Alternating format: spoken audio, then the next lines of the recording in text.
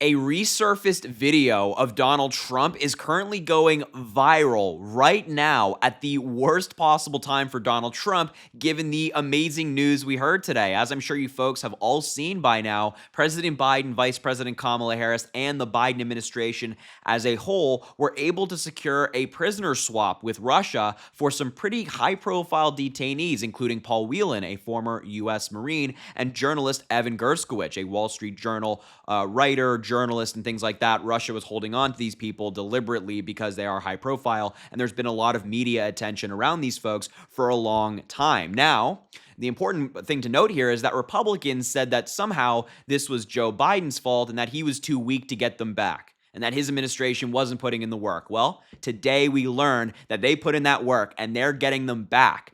Now, specifically, Donald Trump previously said on video that Biden was too weak, that Biden couldn't get it done, his administration wasn't going to be able to do it. And now that video is coming back to bite him. So take a look at that clip, and we'll laugh at him together afterwards. Take a look. Evan Gershkovich, the reporter for the Wall Street Journal who is being held by Russia, will be released almost immediately after the election, but definitely before I assume office. He will be home. He will be safe. Vladimir Putin, president of Russia, will do that for me. And I don't believe he'll do it for anyone else. Yeah, first and foremost, how disgusting of Donald Trump to use Evan Gershkovich as a political pawn. Saying like, yeah, I will get him back. Only me, Donald Trump, will be able to get him back. And you should vote for me because I'm so strong and I stand with Evan. That is disgusting. His family was watching as Donald Trump was making these ridiculous claims, as Vladimir Putin continued to hold on to Evan. I mean, what a disgusting thing to say. And this guy wants to be president of the United States, and he's using detained Americans as a political pawn to help his campaign. That's repulsive. That's disgusting. I mean, really, that's my main takeaway, or the first thing I have to say here. The second thing is he was wrong. He was wrong. Not only was Evan released under President Biden, but he was also not released after the election. This happened now. He's coming back to the United States. He will be home with his family tomorrow night, being able to talk to them again, along with Paul Whelan and other detainees who are coming home as a result of President Biden. So his whole prediction that, Putin's only going to do it for me, he won't do it for anyone else, is wrong. It was completely incorrect. President Biden has the necessary experience, the knowledge to get these things done. One of President Biden's national spokesperson, I think his name is Jake Sullivan. He's fantastic. He was speaking at the podium today, and he described this at the White House. He was speaking, and he described this as vintage Joe Biden. Because it is. This is what Joe Biden is best at. This is what he's done his entire career, his entire presidency. He has had the tough conversations and made the tough deals. That's who Joe Biden is. That's who he is. And for everybody, I really hope that some folks are eating their words today, because we all heard that Biden wasn't able to be president, that he was incompetent.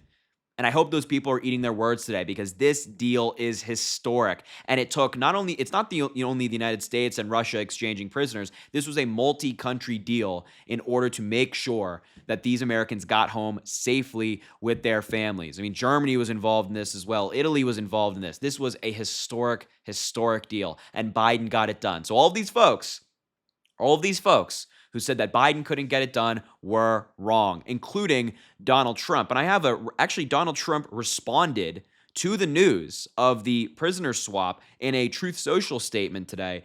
And it was really gross, just a really disgusting statement from someone who is a major party nominee. And you'll notice, and I'll preface it by saying, you'll notice that in this statement, not once did he celebrate these folks coming home.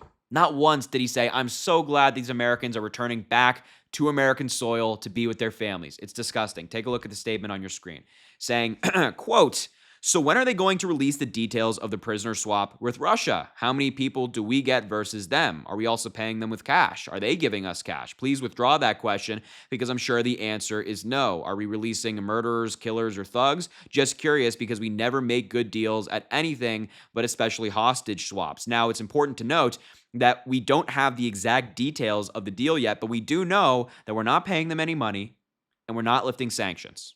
That's not part of the deal. That's already been revealed by the Pentagon, by the State Department. We already know that to be the case. But of course, as expected, Donald Trump would never, ever, ever be honest about this stuff. Anyway, He continues, our negotiators are always an embarrassment to us. I got back many hostages and gave the opposing country nothing and never any cash. To do so is bad precedent for the future. That's the way it should be, or the situation will get worse and worse. They are extorting the United States. They're calling the trade complex so that nobody can figure out how bad it is. Wow. A lot of nonsense right there. And as I mentioned, not once did Donald Trump say, well, welcome home, folks. Welcome home to these heroes who toughed it out in Russian prison, and now they're getting back with their families. He didn't say that. He just made up conspiracies. And he trashed the United States while doing it, saying that our negotiators are weak, that our country sucks. No, it doesn't. America is great. He doesn't believe that. He doesn't believe that at all. But he took this time with a historic deal to trash America, not celebrate our country, not celebrate our amazing president, nothing of that sort. Nothing of that sort. Now, by the way, the one main claim that I really wanted to address in this statement that he just made was that under his presidency, he got so many prisoners home, that all of these folks who were held abroad in prisons, they all came home under him, and he never had to give anything up, which is objectively not true. Paul Whelan, who is coming home today, was detained under Donald Trump. If he was this master negotiator and Putin only does things for him, then why was Paul Whelan sitting in prison this entire time? Why didn't he come home under Donald Trump's presidency? Hold on now. I thought Donald Trump was the master negotiator, the businessman that Republicans try to frame him as. What happened? Yeah, that didn't happen under Donald Trump. He's lying, of course. That happened under Joe Biden.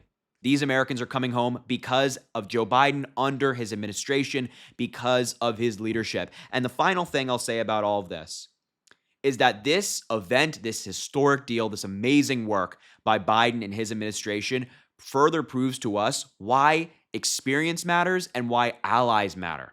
Experience in the sense that Joe Biden's been doing this a long time. Kamala Harris, who is very much involved in these deals, has been doing this a long time. And that experience helps.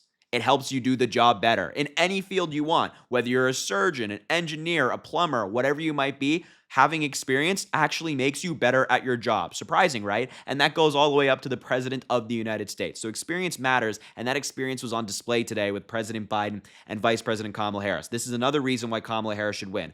Absolutely. And of course, secondly, allies matter.